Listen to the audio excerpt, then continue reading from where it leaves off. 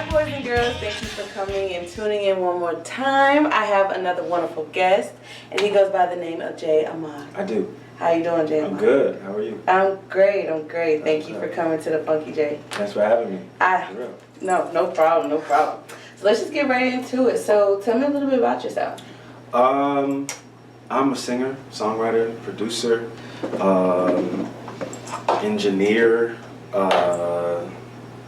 I do a lot of stuff. Okay. Like musically driven, and my focus within all of that. The music is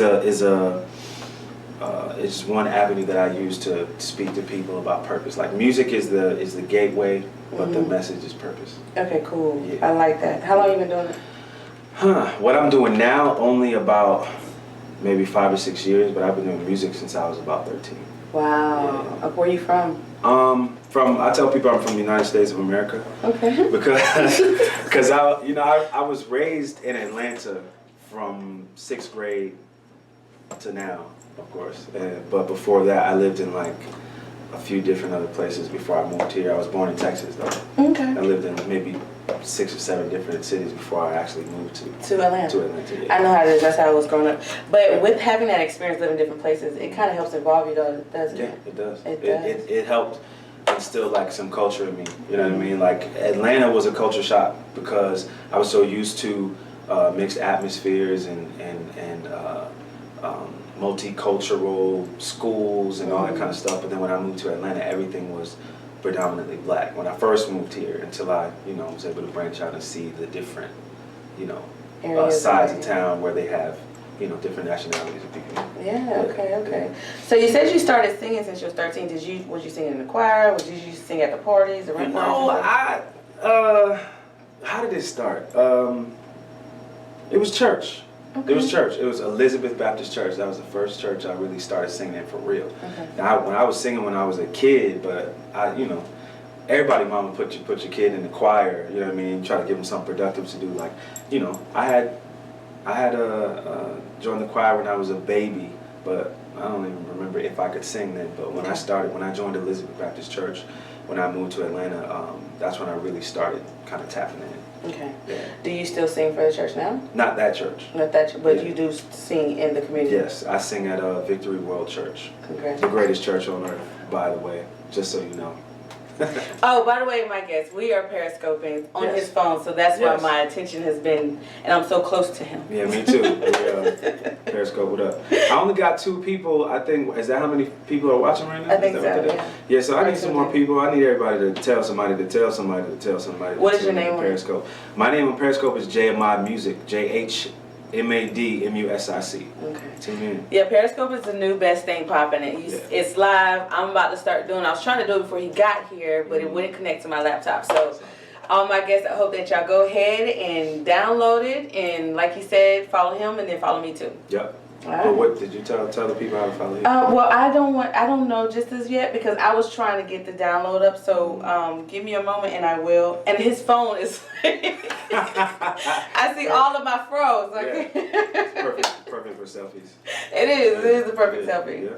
That's cool. Yeah. All right, so back to your music. So, what is your favorite type of music? Right now, I'm really a big fan of trap music. And not trap music like, the trap music I listen to don't have words to it. It's more like real glitchy and really music driven. There's no words to it. Give me an example. Like Troy Boy. I don't know if you ever heard of Troy Boy before, but Troy Boy is dope. Like I forget what the name of the song is, but I started getting into it using Spotify. And I started listening to trap music, and it was like, I don't know how to explain it. It's just dope. You can make your own storyline from the music kind of thing? I guess you can. I mean, I'm talking about in your head, like when you're listening to it. Oh, yeah. When you're doing your thing. Absolutely. Do you work out? Yes. Do you listen to trap music when you work out? Yes. Okay, so. Yeah, it helps when it does. It's how like you put on the right song, you feel like you can run an extra mile. That's true. It's like that. That's how okay. It's like that. And you say his name is what now? Troy Boy. Okay, I'm looking for Troy Boy. TROIBOI. But you said there's no lyrics. There's no lyrics. No lyrics. It may have something like a sample of a vocal in the background or something like that, but overall there's no verse, chorus, none of that. There's no form to it. It's just dope tracks. I like that. Yeah, and it keeps you entertained. You don't miss the lyrics. You don't miss it at all. Okay, that's cool. I mean, I can personally vibe with that because I listen to John Clark. He's a guitar, and it's just straight guitar. Just dope. It's nice. So I'm gonna see what it's about. I like that. Yeah, That's what Chuck it's was like. dope. Yeah. So besides music, you said you were a producer. What else? I'm an actor. Actor. Songwriter. Okay.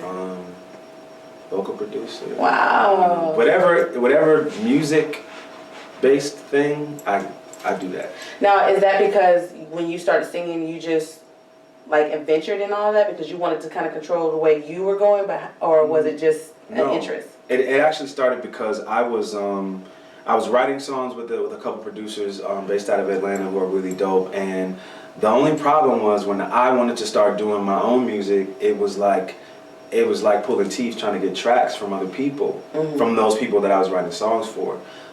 So I decided out of frustration that I was just going to invest my own money and purchase my own equipment and then start learning how to produce music. And the first program that I brought, it was like Japanese to me and it drove me crazy. But that night that I purchased it, I stayed up till like 6 o'clock in the morning reading the book, and that night I did my first track. And wow. Yeah. So it took me a minute to get to that point where I could really call myself a producer. But when people start calling you saying, "Hey, can you do this track for me?" whatever, then that must mean you made it. Yeah. That's cool. Yeah. Now with that, how do you balance? Because I know you have to put in a lot of time just to write, just to perform, and then to produce. I've sat in the studio and gotten tired watching someone mix and match and produce. So how do you like handle all of that? I mean, it's just, I guess it's once you get into it, the balancing just happens. You know what I mean? I think the only thing that I get tired of is the repetitiveness of it, because it's like I can start playing a loop or I'll play a chord progression or whatever, and it just keeps going and going and going. And sometimes I hear something, sometimes I don't. So, and then the other thing is not to get attached to any idea, because you may start doing something and it's like, I don't like it. And you might trash it, or you might just tuck it away and come back to it a year later or something like that. It happens. Creativity is not something that you can force. It just happens. You know what I mean?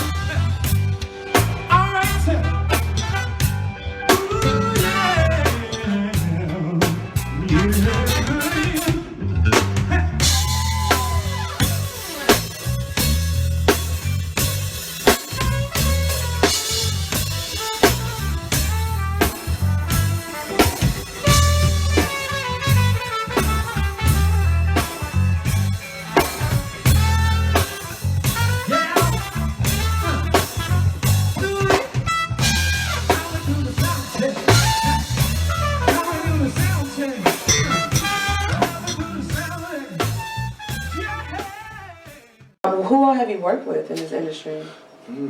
I've worked with Tyler Perry. I've worked with Trina Braxton. Okay. I work with a band too. You would call it a cover band, but I think we're greater than that. You know what I mean? It's a very high level, high energy party band, and there's a couple of key people in that band that I work with a lot of major artists or whatever. So I'm working my way up the ladder. You know what I mean? Like we did some music for WeTV, Braxton Family Values. Okay. Both of Trina's songs that she premiered on the show, I wrote those. Thank you very much. What else? So what did you do for Tyler Perry? I was in Medea's Class Reunion. Oh, you was in it? Yeah, okay. I was in What's Done in the Dark. I did an episode of Meet the Browns. And yeah, and the band that I'm in now, Tyler Perry's music director is also the leader and one of the music directors of the band. Wow, yeah. That's dope. That's really nice. Yeah. So what was it like being, because I'm acting for Tyler Perry? It was amazing, actually. Like, it was my first time ever acting or doing anything, like just anything on that level. You know what I mean? I was probably Like, I was fresh out of college. And when I say fresh out, I don't mean I finished. I mean, I was in my first year, and that opportunity came right before my school lost their accreditation, and then I was out. What school did you go to? Morris Brown. Okay. Because I went to Alabama State and they lost their accreditation. Oh, see, I didn't even, I understand. Okay, so you had to go hustle and find some work? Yeah, it wasn't even so much that I had to go find the work. It found me. Okay. Like, it was, I'm gonna try to, the story is long, but I'm gonna try to keep it short. Okay. But what happened was, I had a manager who had some connections in New York City. So he was working with another guy who said he set up meetings with Columbia, Arista, Jive, and all those people in New York City. So, so basically, another call. So basically what happened was, we drove from Atlanta all the way to New York City. What? 13 hours? 13 hours, 14, something like that. Drove all the way to New York City only to find out that the record labels had no idea who we were. And then we couldn't find his business partner who said he had set up all the meetings. Wow. So I was out there, was on a 2-week trip that ended up being 3 months. So I was 18 at the time, and we just started grinding around New York City. Just started hitting all the little cafes, whenever, and I'm underage, so they had to like sneak me in so that I could sing. I would have to go up there, sing, and then leave. You know what I mean? So my birthday was coming around, and something in my spirit was just like, you need to go home. You need to go home. So I had to figure out, how am I going to ask my manager to take me home? I don't live around the corner. I live 13 hours away. So my spirit was like, you need to tell him to take you home. You need to go home. You need to go home. So I finally convinced him to take me home. He brought me home. And it happened to be that when I got back, it was the week of the homecoming concert for Morris Brown, which is also my birthday week and all of that. So I was like, how am I going to get to the show? I don't have a ticket. Like, but some of my spirit was like, you need to get to the homecoming concert. You need to get there. So I'm at home. I called my friend. He was like, okay, I'll get you there, but I can't stay. And I was like, cool. So he comes pick me up. We go there, and he drops me off. And I'm like, yo, okay, so I'm here. How do I get in? I don't have no ticket. And by this time, I had left Morris Brown. Like, I was gone for 3 months. Not even in school or nothing. So no student badge or anything? Nothing. So I get to the door where they're taking the tickets, and then one of the guys who was taking tickets at the door was my classmate. So he saw me and was like, either just let me in. So I go in, and on my way there, I called my friend and told her that I was coming. So she said, I'll save you a seat. And I'm giving you all of this just so you know, like, how crazy, like, God lines things up. Oh, bless you. Yeah, so we get there, called my friend, I told her I was coming, she saved me a seat. I walk in, I couldn't find her, so I ended up sitting in the rafters somewhere. And that night, it was like Glenn Lewis, CeeLo, Dave Hollister, and Kelly Price that was on the bill that night. So they're about to do intermission, and I'm walking around trying to find my friend, and she's like, the same guy who let me in found me and was like, Rayshauna's over here, she's saving your seat. So I walked to find her, and the seat that she's saving me is right in the very front row. So it's us, then there's the barricade right there, and then there's the family of the artists that are sitting there, and then the stage. So they come out and say, Dave Hollister is not going to make it tonight, but Kelly Price is here, we're going to bring her out, blah, blah, blah. So she comes out, and she says something like, I heard that there's a lot of talent in the AUC, and I'm going to give you guys a chance to prove it in a minute. And I was like, what's she about to do? And then she was like, she got to that song, She Was a Friend of Mine. Okay. And so she goes, this is the point of my show where not allow anybody who's ever been through a situation like this to get on stage and just vent. And I was like, okay. And the funny thing is, the first person that I saw when I walked in the building that night was my ex-girlfriend. That's so funny. So I walk in, they say all of that or whatever, and she's like, this is the point of my show, blah, blah, blah. You know, I let people get on stage and she was like, it's not about you knowing how to sing, it's about venting. So the same guy who let me in, who led me to my friend, was working security at the barricade at this point, and he was like, yo, Jay, if you wanna get on stage, just let me know, I'll pull you over. And I was like, man, that's Kelly Price. I'm not getting on stage with Kelly Price. It's not gonna happen. So my brother was behind me at this point. He was like, boy, if you don't get on the stage. So I went up there, and I was like, yo, I don't know what I'm gonna say, but there was a girl who went before me, and then I went after her, and then Kelly was like, how many of you know that it happens to the fellas too? And so I just used that and I just started singing. And then she was looking at me like, for real? So she started singing with me. Wow. So then we started going back and forth. And then next thing you know, the whole gym is going nuts. And then by the time that moment was over, I get off stage and everybody's walking up to me like, who are you? Let me get your information. And then this one guy walked over and was like, my name is so-and-so. I think his name was Pierre. And he was like, I work for Tyler Perry and he would like to work with you. And I was like, yeah, whatever. Yeah. But I gave him the information anyway. And then it was like a week later, I was on the phone with his lawyer. 2 weeks after that, I was on the phone with Tyler Perry himself. Then a week after that, I was at his house, and then next thing you know, I'm on the road. You're on the, wow. Gosh, and that was a beautiful testimony right there. It's crazy, man. It's like, and the thing is, I look back at that moment, I'm like, yo, if I would have ignored my spirit telling me to move at that time, it's like, the timing is so key. Like when it says move, like you just gotta move. If I would have ignored it, I would have missed that whole opportunity. You'd probably still be in New York. Probably still be in New York, trying to figure out. I mean, something else great would have happened, but I would have missed that. Yeah. You know what I mean? That moment of opportunity. That's cool, now that's what's up. And with that opportunity, you did and you worked on stage, but how did that opportunity help you now? It groomed me, because that whole tour, I barely sang a note. Because the show was too long, and so they had to start cutting parts. I was actually supposed to go home because my part got cut. But he was like, I like you, so I'm going to let you stay. And so he found something else for me to do. So I just took advantage of every opportunity that he gave me to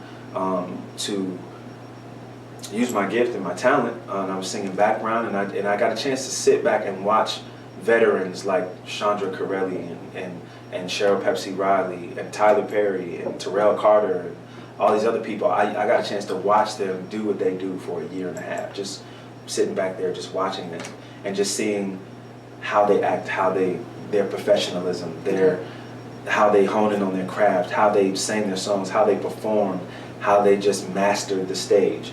And I took everything from that night and I just took it with me everywhere I went. You know what I mean? And it helps me now because it built up my character. It created a humble place on the inside of me where, because I was out on the road not doing what I thought I was going to be doing. I wasn't singing.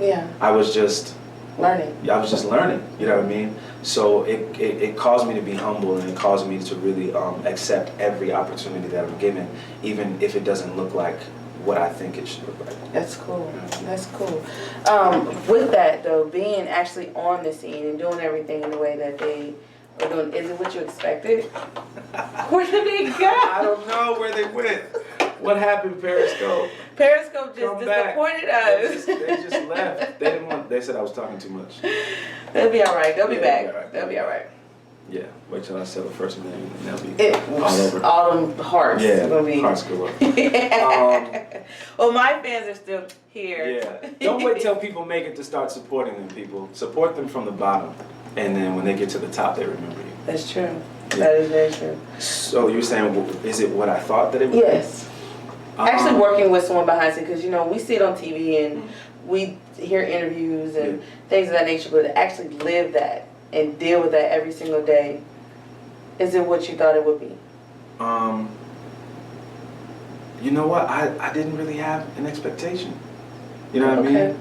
Are you saying like as far as working with him, or are you saying just the whole industry as a whole? The whole experience with that, traveling, being behind the scenes, and not being able to sing but watch others, move. Like how you see someone on the stage or someone on the screen, and then when they come off, they're like this whole other person. To deal with the productions and the lawyers, just the whole environment wrapped around. Because I asked you because I have a lot of guests that want to be where you are and to do what you're doing. So your advice can really help them, letting them know how it really is. I get it.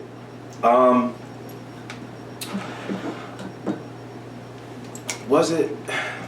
I didn't really go in with any real expectation of how people were going to be and all of that. I just walked in with the attitude of, number one, humility, and just knowing that I don't know everything, and these people are gonna, like, I was scared, like for real. I was scared. I was like, what am I doing here? Like all these people are so great. Like why am I here? Like, and that was the point in my life when I really didn't like believe in myself, I guess. But being there and watching those people on set and who they are behind the scenes, I made a lot of friends. Okay. Made a lot of friends. Tamala Man, David Man, two of the sweetest people in the world. Like, I really took to them. You know what I mean? Like, if I wasn't hanging with them, I hung with Terrell, I hung with a few other people in the cast, because Terrell Carter was the first person who was like, you know what, you belong here. And that was the thing that kind of helped me settle in and understand that I had purpose to be there. All the other stuff, but the lawyers and I didn't really get into all of that.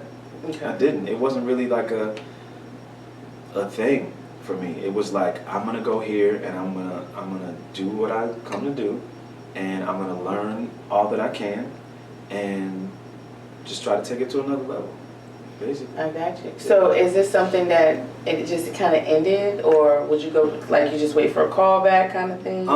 It didn't, like, that's the other thing about especially when you're working for Tyler Perry.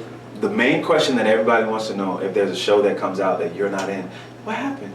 And I'm like, yo, I'm not gonna be in every Tyler Perry production. 300 You know what I shows. mean? There's 1,000 shows going on. I'm not in everything. But basically, it was, you know, when that tour is over, you move on to do something else. Okay. You know, be it with Tyler or, you know, another company. Because I did some other plays after that had nothing to do with Tyler. One of which he actually came to. And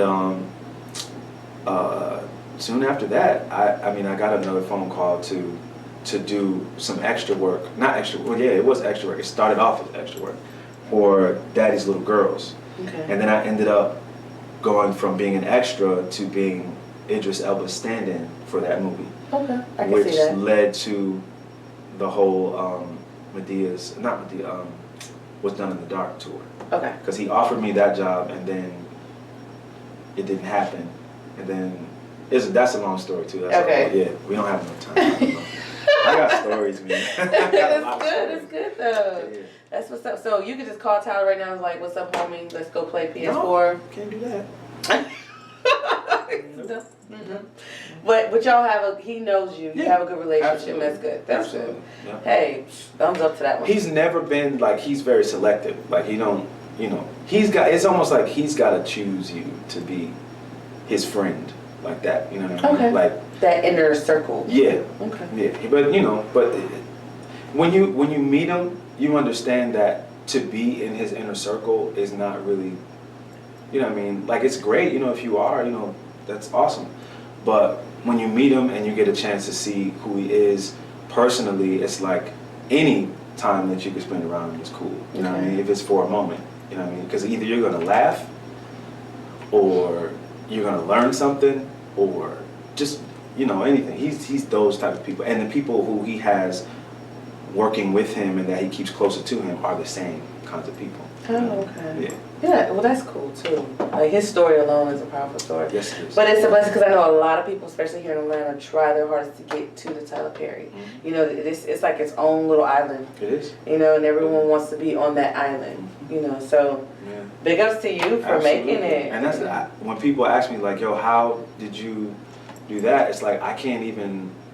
They want to know. They want me to tell them how to get to that point, and I'm like, when my explanation on how I got there is only based on favor and grace, I can't. I mean, they don't really accept that. Yeah. They want to know Who to call. Who to call? Yeah. It's like, yo, I didn't call anybody. Yeah. I really didn't. I didn't call anybody. I was just positioned at the right time in the right place, and that's how it happened. That's cool. Yeah.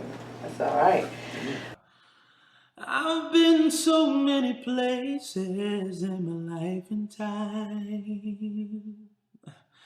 I've sung a lot of songs, and I've made some bad rhymes.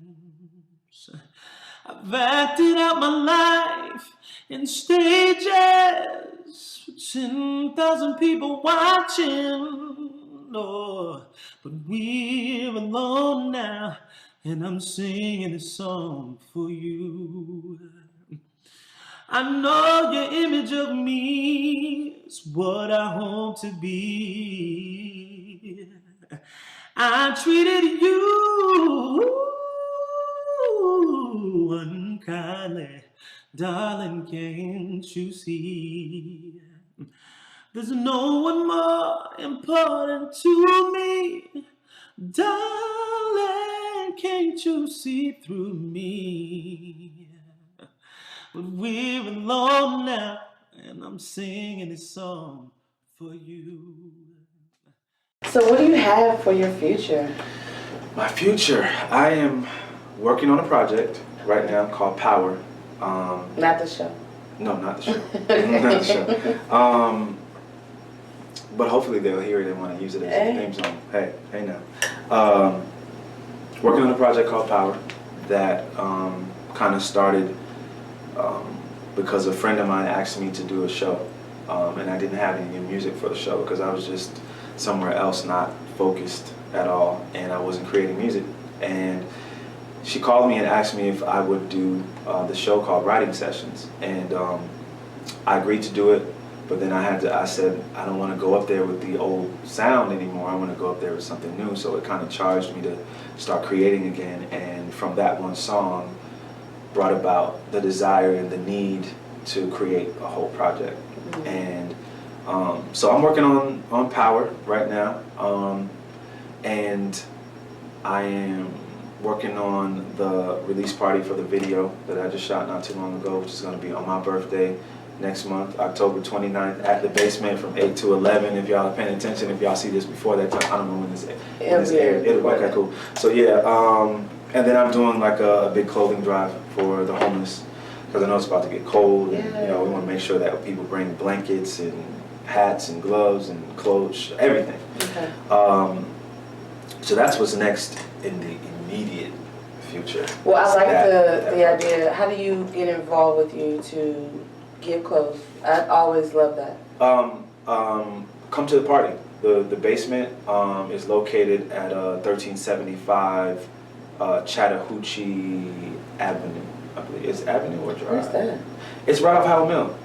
Oh, that's right off. Okay. Yeah, okay. Right off Howell Mill. Yeah, if you get off Howell Mill and you pass the Waffle House on the right, you go to Chattahoochee, make a right, go down to Carroll Street, and the Basement is right there on the corner of Carroll and Chattahoochee. You heard him? Yep. Did you hear me say? Yeah, y'all heard me. Okay. Right there on the corner of Carroll and Chattahoochee. Right. Okay, so if you come to the party, you can bring the clothes then? That's part of your admission to get in. Okay. Yeah, so bring a jacket, bring a blanket, bring shoes, bring scarves, hats, whatever you can, muster up, bring it. And then I'm going to set another date to get people together to actually go out and hit the street and start giving the stuff. That's cool. That's cool. Yeah, I do a lot of that, especially like on Trinity Ave.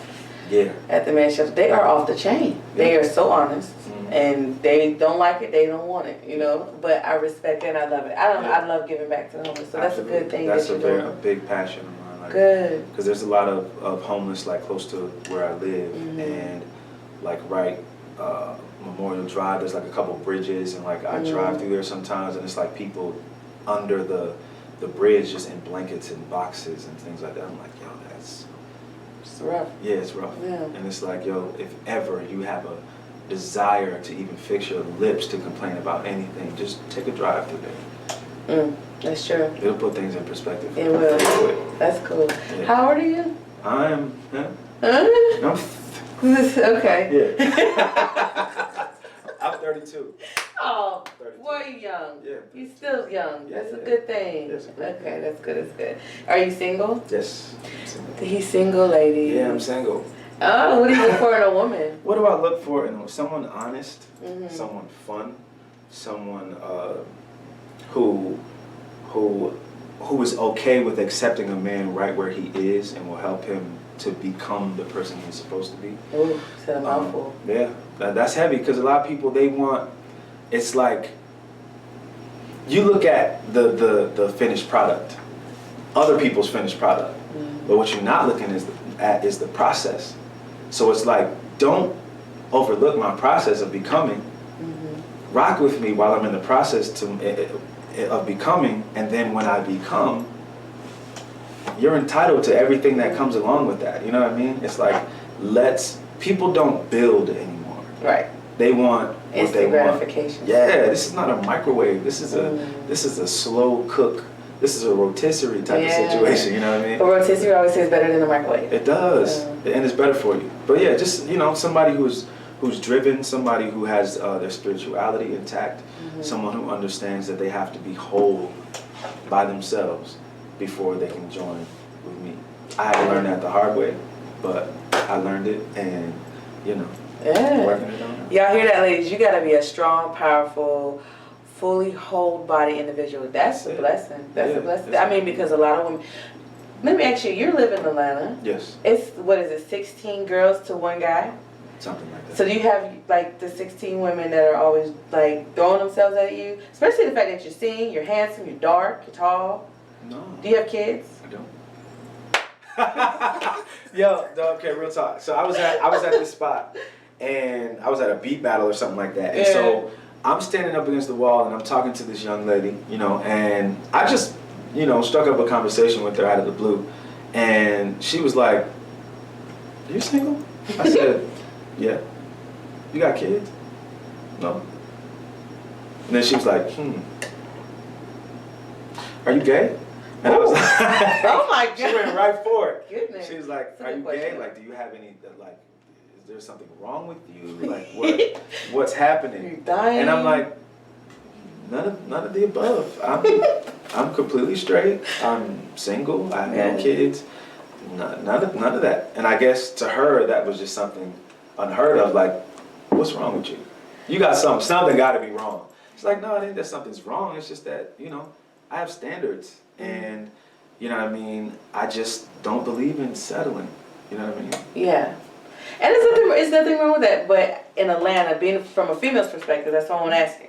From a female's perspective, single, independent, all that, it doesn't seem for a female that's what y'all really want, as in a single man.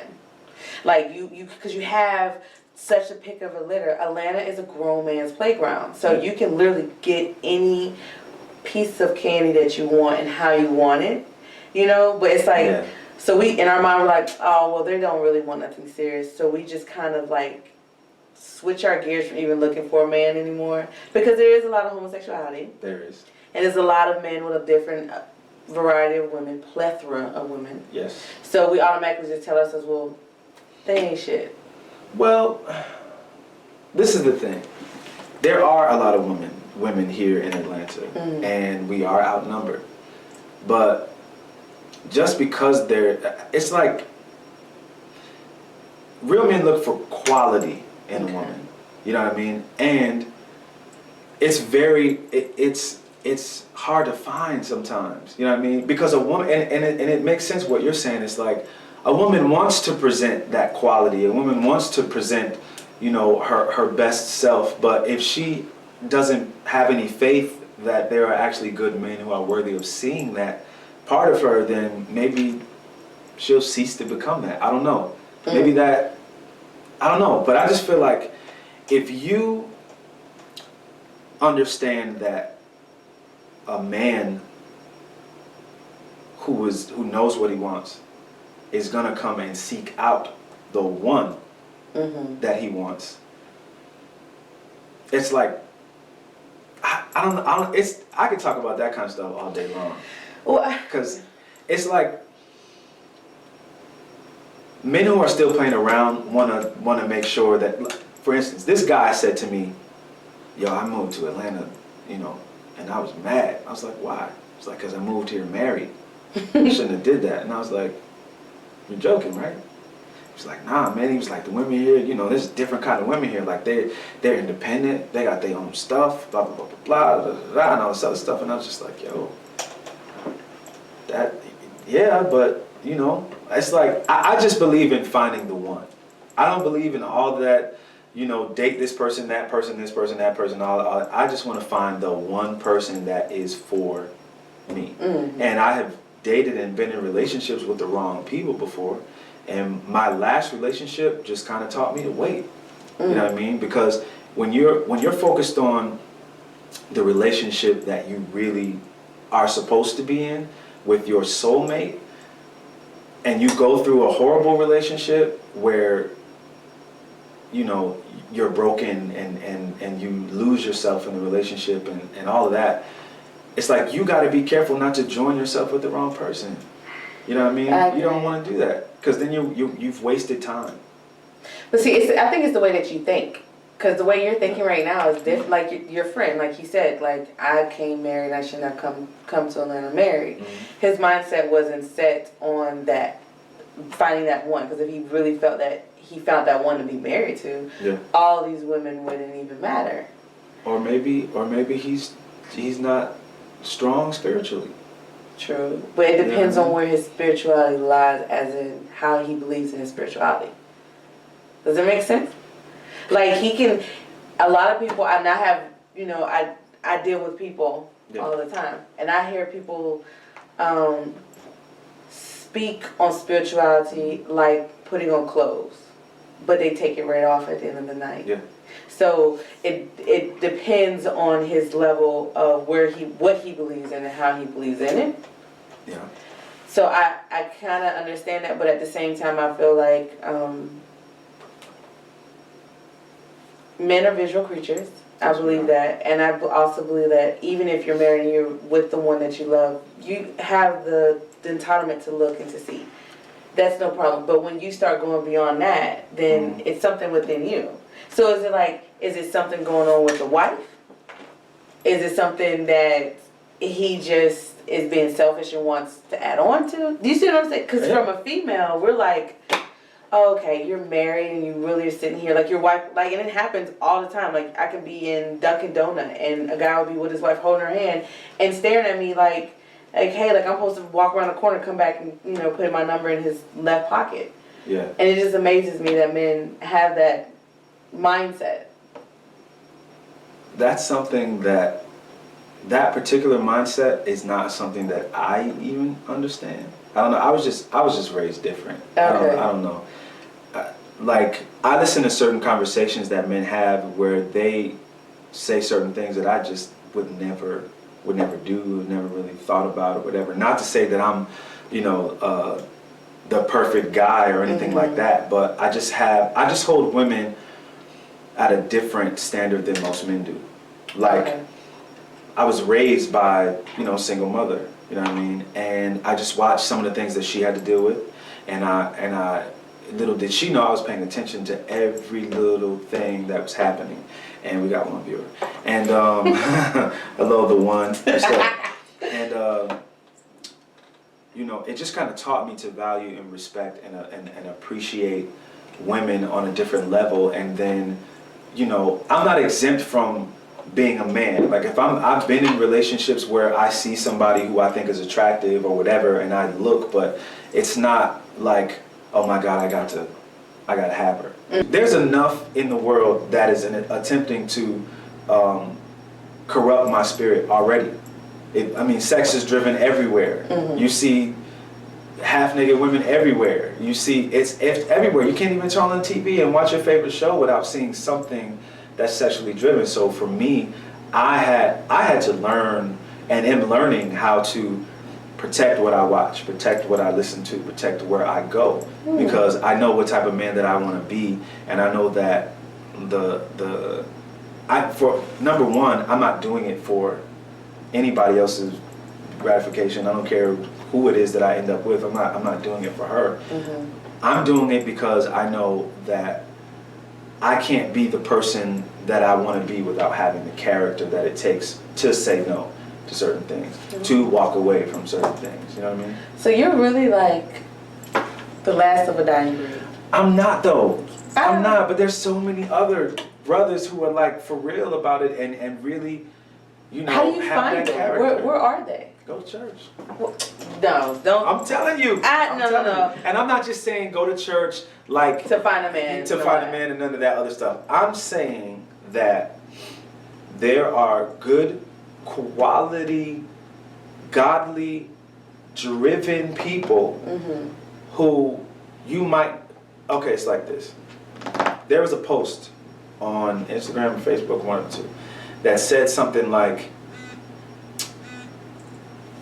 something about a woman being so lost in God that if any man is looking for her, he got to be. That's Maya Angelou. You know what I mean? And it's like. You have to go through God to find her. Exactly. Mm-hmm. And that's the same thing with me. You know what I mean? It's like two people. My worship pastor at Victory talked to me about this. She was talking about the triangle effect, right? Mm-hmm. So God is at the top, and you got man and woman at the bottom, who desire to get closer to each other. Mm-hmm. But the only way that they're going to get closer to each other is by getting closer to God. So by getting closer to God, you get closer to each other. One hand washes the other. Yeah. So my thing is, if you're looking for that person who you don't think exists, and you find it's so hard to find, it's because that person is lost somewhere in God's presence. You know what I mean? And that's a real thing. Like people don't believe that. They think that the ideal person is far-fetched because of their experiences. Mm-hmm. But the truth of the matter is, you have those people who are just fed up with going from relationship to relationship to relationship, not getting what they deserve, not getting what they hoped for, not getting their king or their queen. Mm-hmm. And so. And I'm saying this because this is where I am, and I've met some people along the way that are in the same place. My last relationship was crazy. It broke me because I allowed it to. Okay. You know what I mean? And so I had to get to that place where I said, you know what, no more. I'm not going to get into another relationship unless I know that it's the person that God has for me. And I don't care how many women there are in Atlanta or in the world for that matter. Mm-hmm. None of them compare to God's best for me. You know what I mean? And that's what I want. And so when you think that your ideal person is not out there, maybe you just need to buckle down and just decide not to date. Decide not to settle for less and focus all your attention on God, and then eventually that person who you've been looking for, you'll find has been looking for you the whole time. What I'm gonna do is give you guys a little sneak peek of one of the songs from my album, Power. This particular song is called On My Way. And I'm talking to my queen on this one. I'm talking to the woman that God has for me, and I'm asking her to be patient while I'm on my way to finding her. God is working some things out on the inside of me that have to be worked out before I could ever be introduced to you. He's teaching me how to be whole. He's teaching me how to be completely single. He's establishing purpose in my life, and he's teaching me how to be one with him before I can be one with you. He's teaching me how to be the one before I find the one. That's the key. So without further ado, here's the song. This one's for all my single people who desire to be in relationship with the right one. On My Way. Check it out. Baby, be patient, baby, be patient.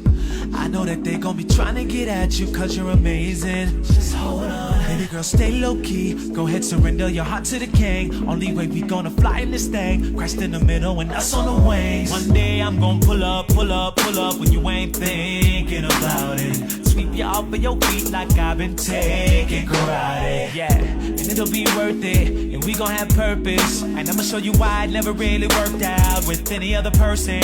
Oh yeah. He's working on me now. He's working on me now. And as soon as he get down, working on the king side, I'm gonna be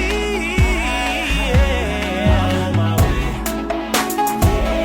Yeah. Baby, please wait for me. Hold on to your love. Don't give it away. How can they connect with you to hear your music, to follow you, to follow me? You can go anywhere on social media and just type in J Ahmad Music. That's JAHMAD MUSIC. Okay.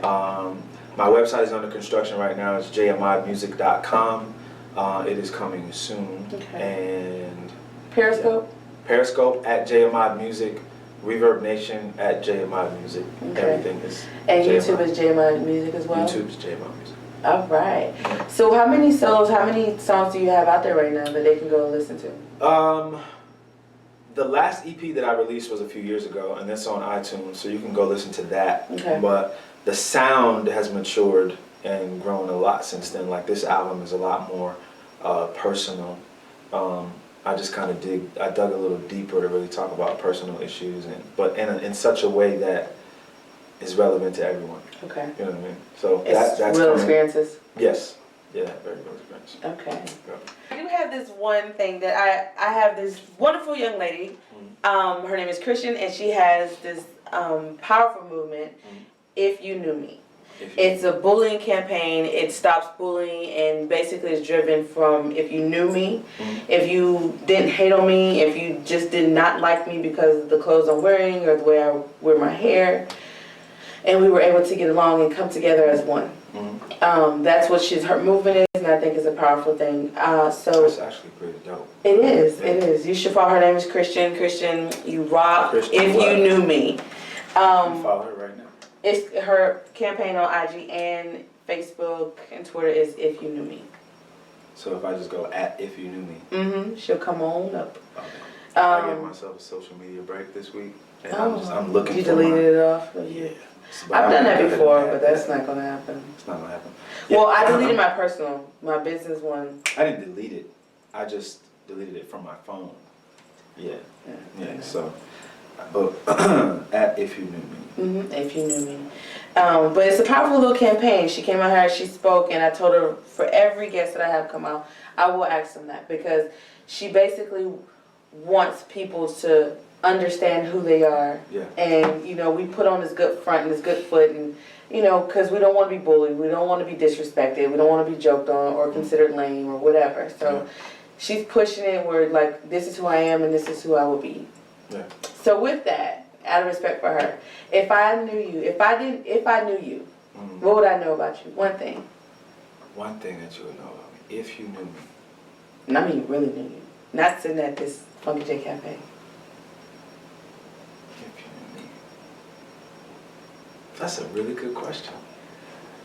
If you knew me, what would you know?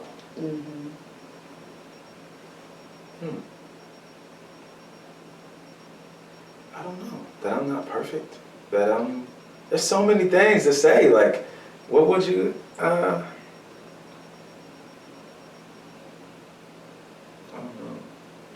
I understand, like, I really get the movement. Like, if you, like, to say to someone who's bullying you, like, if you knew me, What would you know what I mean?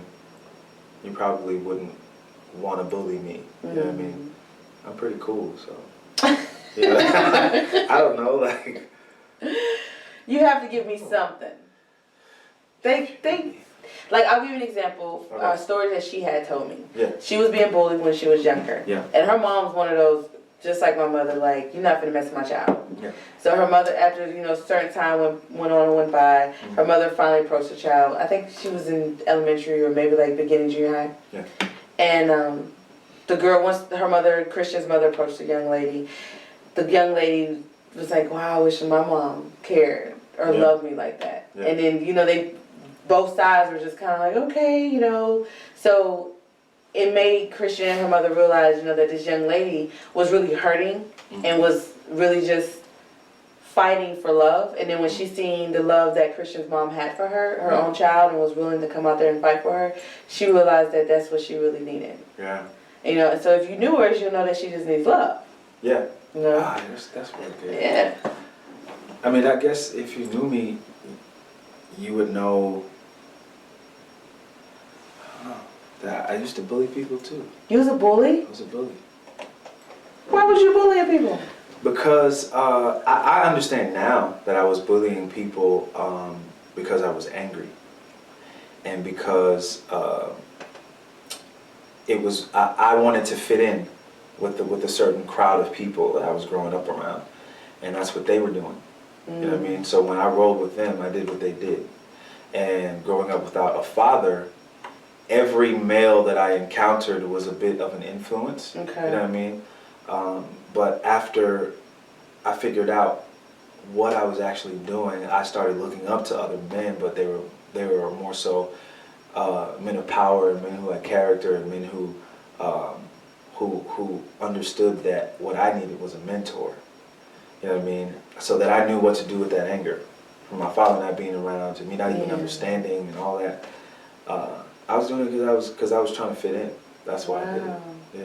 So if I knew you, then I would have known that you were a bully. That I was a bully too. But you was just hurting yourself. But but I only did it because I was trying to fit in with other people. You know what I mean? And I was a bully, and then I was bullied. And you was bullied as well. Mm-hmm. Once you stopped bullying? When I moved to Atlanta, I was bullied. Really? What they bullied you for? Just because I was a new face. Okay. You know what I mean? Random stuff. The first day of school, me and my brother went to Usher Middle School, and we got approached by this kid who lived in Allen Temple or Bankhead or whatever, and he approached me and my brother in the stairwell and accused me and my brother of saying something about his cousin. And by this time, we had only been in Atlanta for a week, and this was our first day of school. So I'm like, bro, we don't even know you or your cousin. So it was like, almost got into a fight with that kid then, and then kids would just like pick on me and my brother because we were new and we were from New York, and it was like, yo, like, just because they didn't know who we were. Wow. You know what I mean? Yeah. So we got picked on. I got picked on quite a bit, but then I was like, maybe this is the karma, of you know, of me picking on other people. But I didn't realize that until I got older. You know, I didn't know what karma was. A lot of stuff.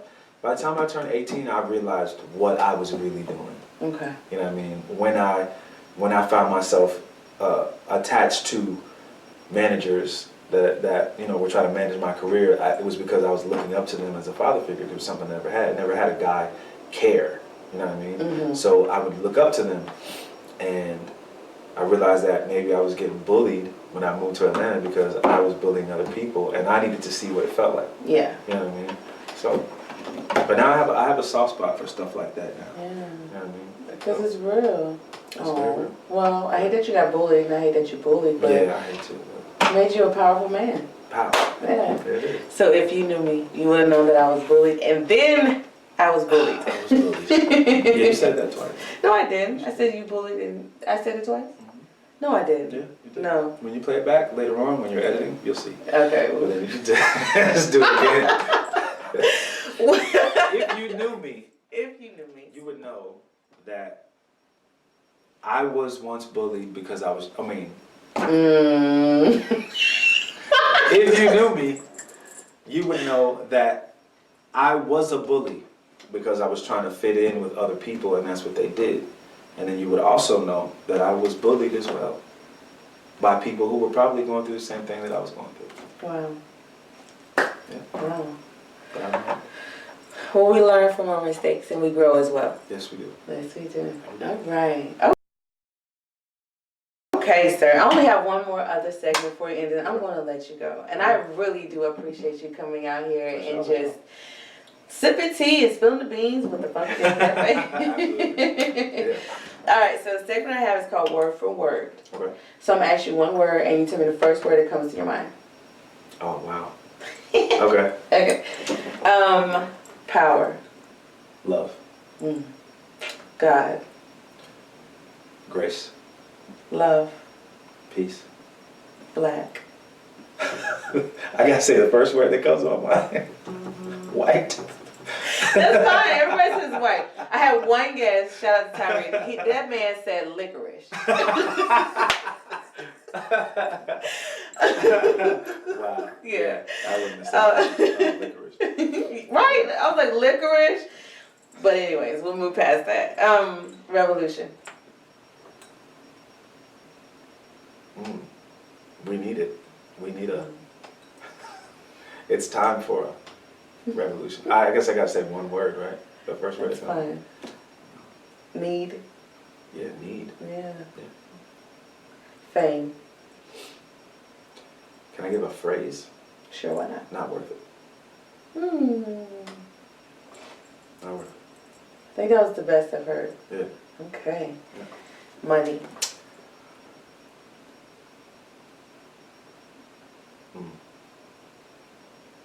There's 1,000 words that pop up when we say money.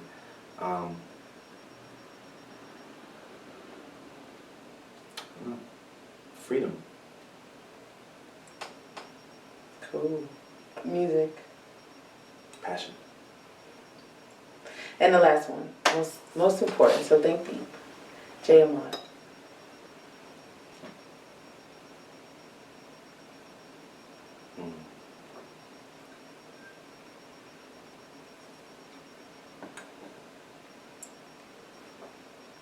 want to take an intermission?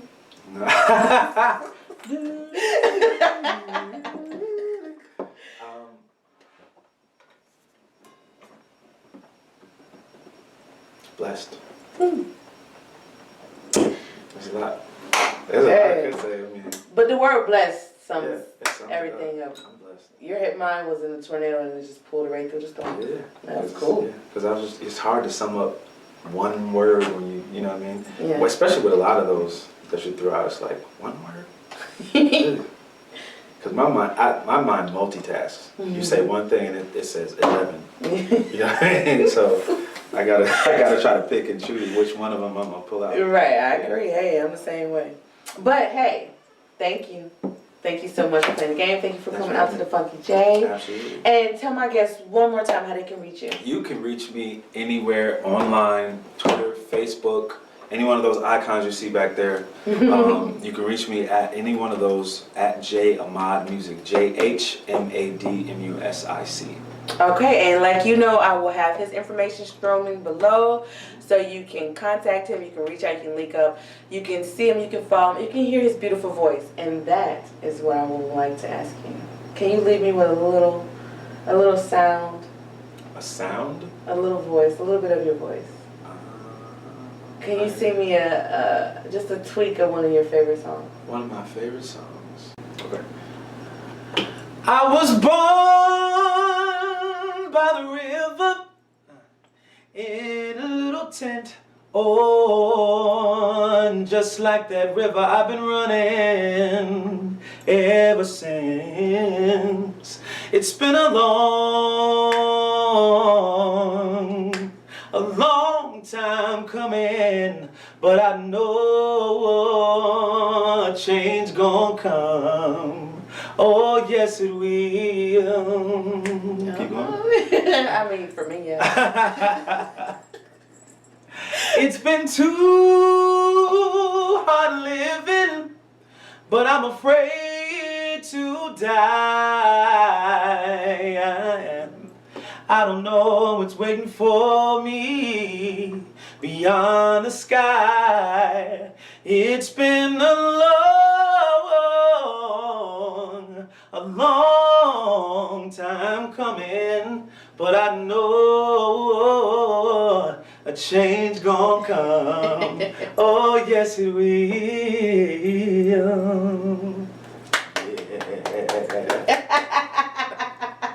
That was great. Thank you. No, you're welcome. Oh, your voice just got deeper. Thank you. Thank you. You're It's welcome. because I need water.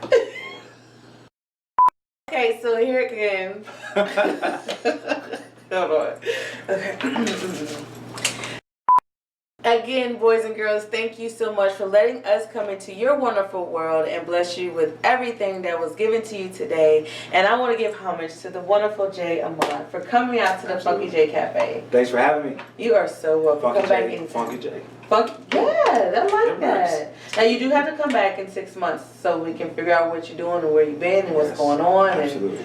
And we just, you gotta bless us with your presence. Will do. All right, all right. All right, thank you. We love you. Have a wonderful night. Peace. With a pocket full of banks and some blue chains. Looking in the mirror like, whoa, how did I get so awesome? Yeah, I got that glow like I'm Bruce Leroy. Last dragons, they show up a slayer, cause I got that fire now. Spiritually built like a champion, and a heavyweight title bout. Yeah, and everybody saying I changed, like I left in the alleyway, came back like a superhero.